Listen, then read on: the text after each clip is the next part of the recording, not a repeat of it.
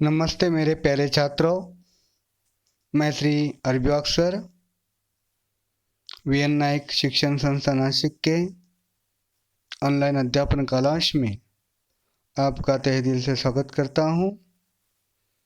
क्रांतिवीर वसंतराव नारायणराव नाईक शिक्षण प्रसारक संस्था नासिक संचलित माध्यमिक तथा उच्च माध्यमिक विद्या मंदिर राजापुर तालुका येवला जिला नासिक। मार्गदर्शक माननीय प्राचार्य श्री आव्हाड पिके सर, विषय शिक्षक श्री वाघ आरबी सर।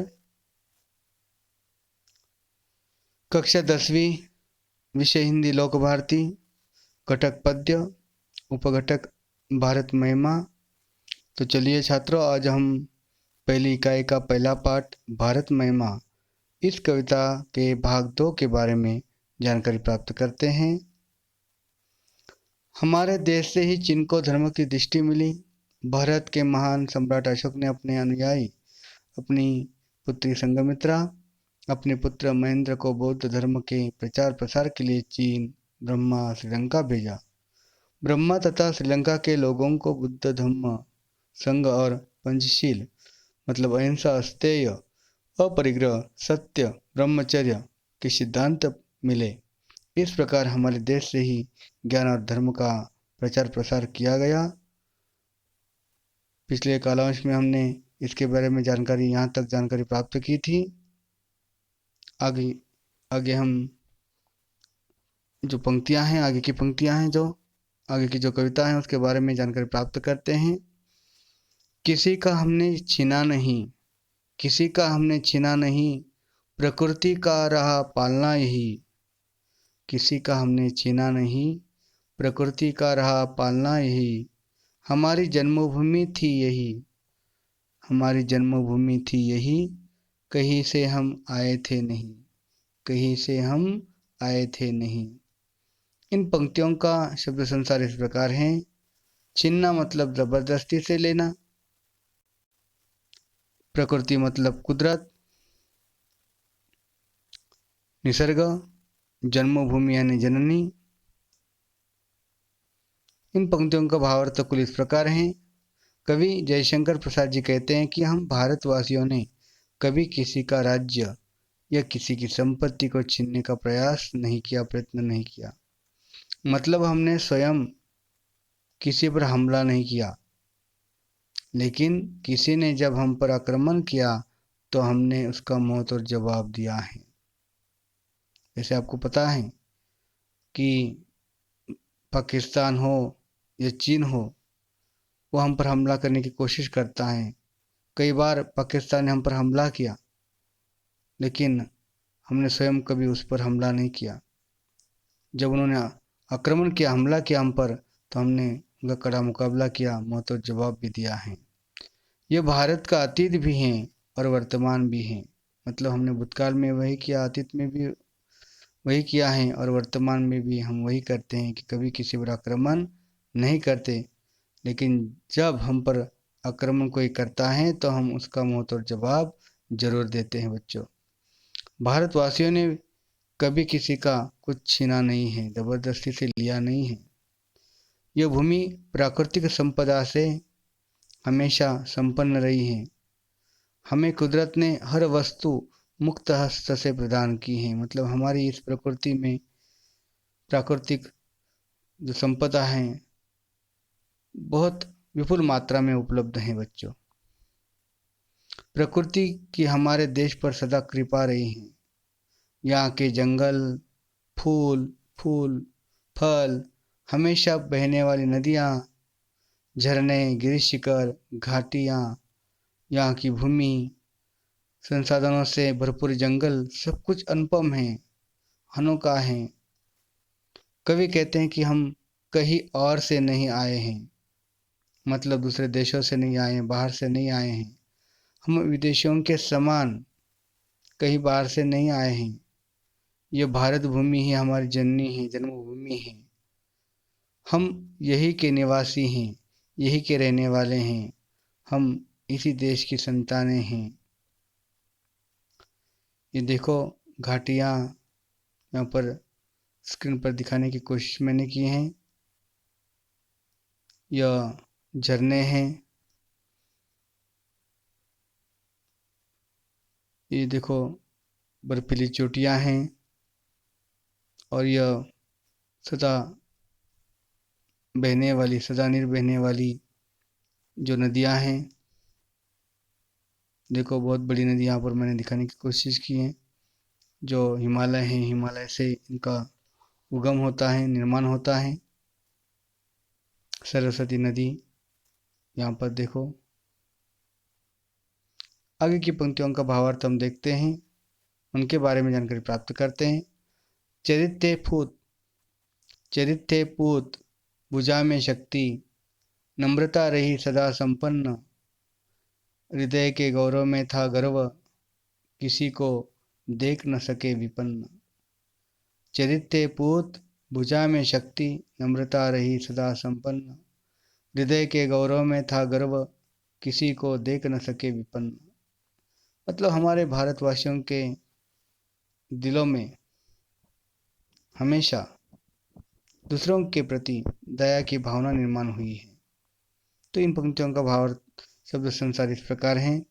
चरित का मतलब चरित्र, पूत यानी पुत्र, भुजा मतलब बाहु, संपन्न मतलब समृद्ध, सदा यानी हमेशा, नम्रता यानी विनयता, विपन्न मतलब गरीब, निर्धन, दुख या संकट से घिरा हुआ, गर्व का मतलब होता है अभिमान। इनका भावार्थ इस प्रकार है। इन पंक्तियों का भावार्थ कुल इस प्रकार है। कवि जयशंकर प्रसाद जी कहते हैं कि हम वासियों का चरित्र हमेशा पावन रहा है, पवित्र रहा है। हमारी भुजा में भरपूर शक्ति का संचार होता है, भरपूर ताकत का संचार होता है।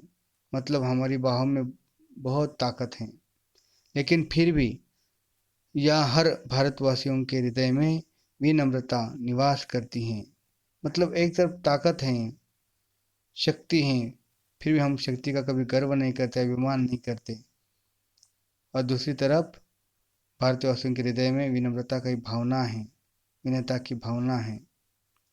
हम भारतवासी सदैव गौरवान्वित रहते हैं, किसी को दुख या संकट में नहीं देख सकते। अर्थात विपत्ति में, संकट में सदैव एक दूसरे का साथ देना ही हमारी विशेषता है।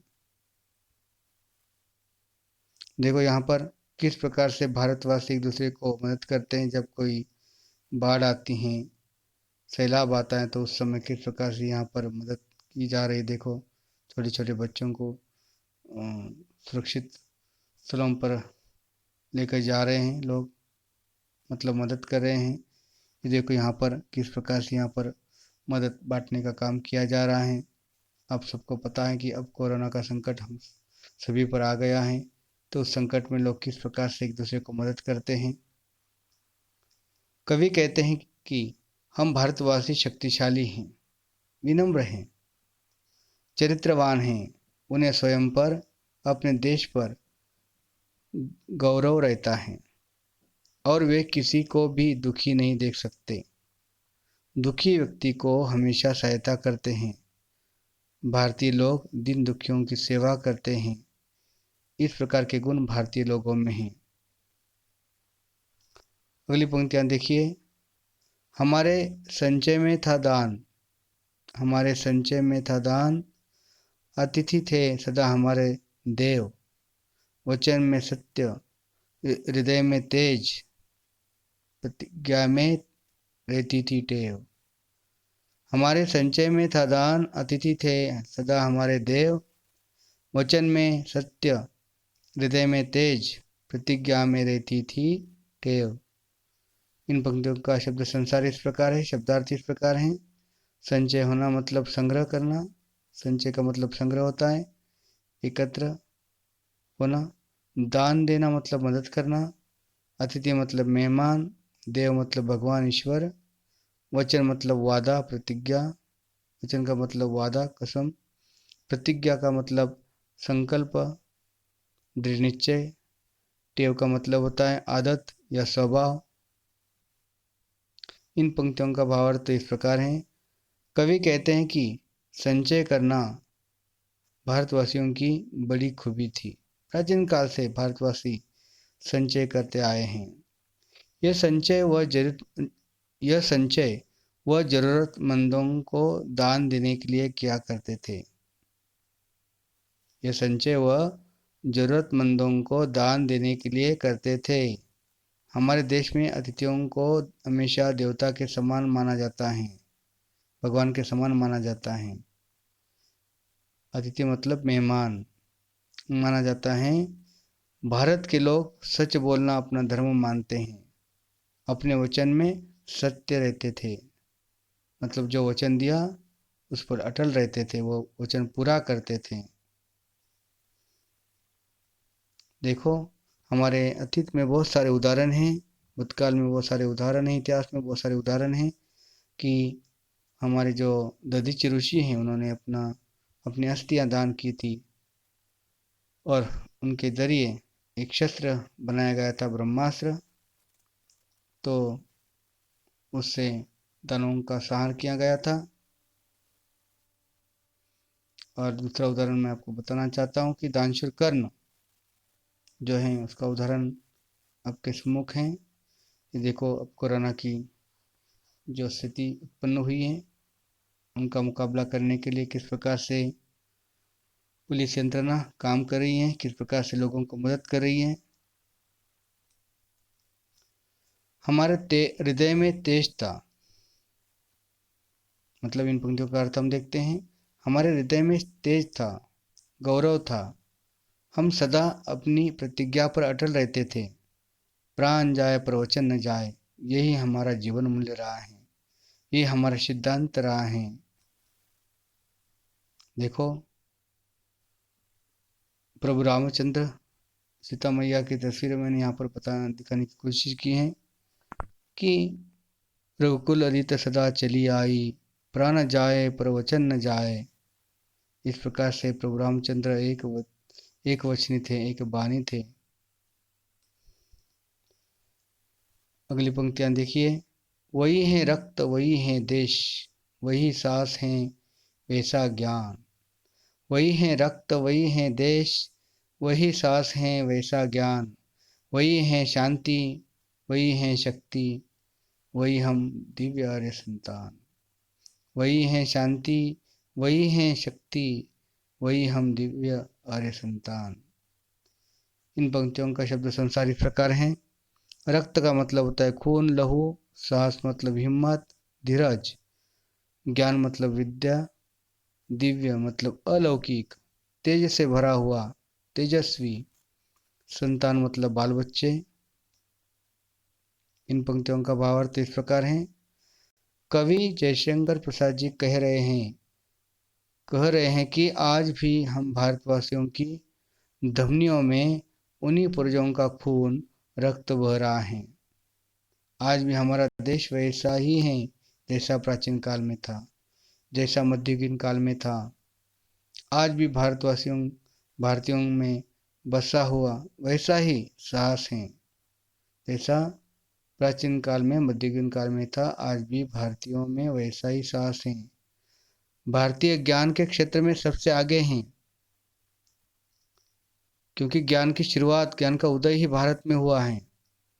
आज भी हम पहले के समान शांति के पुजारी हैं।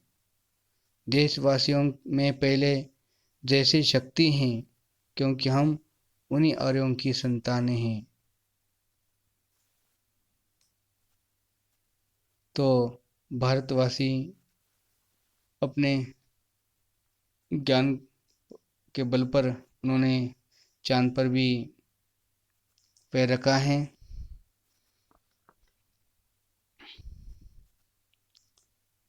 चांद्र मुहिम, यहाँ देखो किस प्रकार से हमारी जो अनुसंधान संस्था है इसरो, वो किस प्रकार से ज्ञान के क्षेत्र में सबसे आगे हैं। इसका उदाहरण मैंने इस चित्र के द्वारा बताने की कोशिश की है। देखो किस प्रकार से मिसाइल का उड्डान हो रहा है। और हम जानते हैं कि मध्ययुगीन इतिहास के बारे में यहाँ पर छत्रपति शिवाजी महाराज की तस्वीर मैंने आपके सम्मुख रखी है। हमारा अतीत, हमारा इतिहास बहुत ही गौरवशाली है। ये बात मैंने इन तस्वीरों के माध्यम से दिखाने की कोशिश की है। भारत के वीर योद्धा महाराणा प्रताप की तस्वीर आपके सम्मुख है। अगली पंक्तियाँ देखिए। जिए तो सदा इसी के लिए, जिए तो सदा इसी के लिए, यही अभिमान रहे यह हर्ष, यही अभिमान रहे यह हर्ष, निछावर कर दें हम सर्वस्व, निछावर कर दे हम सर्वस्व, हमारा प्यारा भारतवर्ष, हमारा प्यारा भारतवर्ष। इन पंक्तियों का शब्द संसार इस प्रकार है। जीना मतलब जिंदगी बिताना, जीवन बिताना। सदा मतलब हमेशा। अभिमान का मतलब होता है गर्व। हर्ष यानी खुशी, प्रसन्नता। निछावर करना मतलब अर्पण करना, समर्पित करना। ये मुहावरा यहाँ पर है।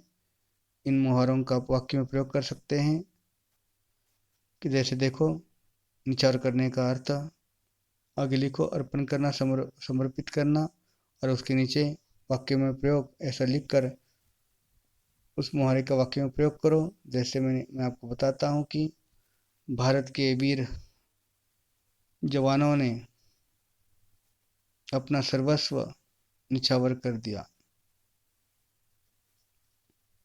या भारतीय सेना ने अपनी जान देश के लिए निछावर कर दी। मतलब मुहावरे का अर्थ वाक्य में प्रयोग करो, उसके अर्थ का नहीं।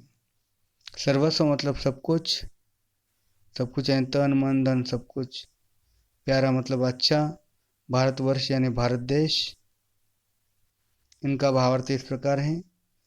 अंतिम दो पंक्तियों में कवि कहते हैं कि हम भारतवासियों को अपना जीवन अभिमान से, हम भारतवासियों को अपना जीवन अभिमान से और प्रसन्नतापूर्वक अपने भारत भूमि के लिए जीना है।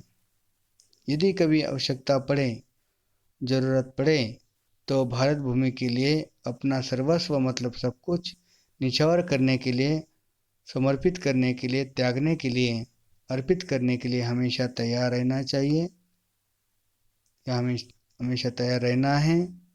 इस प्रकार हमारा भारत देश दुनिया का सबसे महान देश है, सबसे निराला देश है।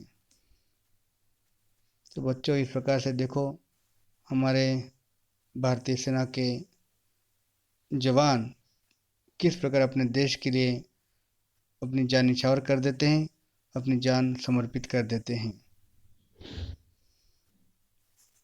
इस प्रकार से अमर जवान का चित्र मैंने यहाँ पर दिखाने की कोशिश की है, और हमारे भारतीय जवान देश के लिए अपनी जान भी समर्पित करते हैं, यह इस तस्वीर के द्वारा हमें पता चलता है। धन्यवाद मेरे प्यारे छात्रों।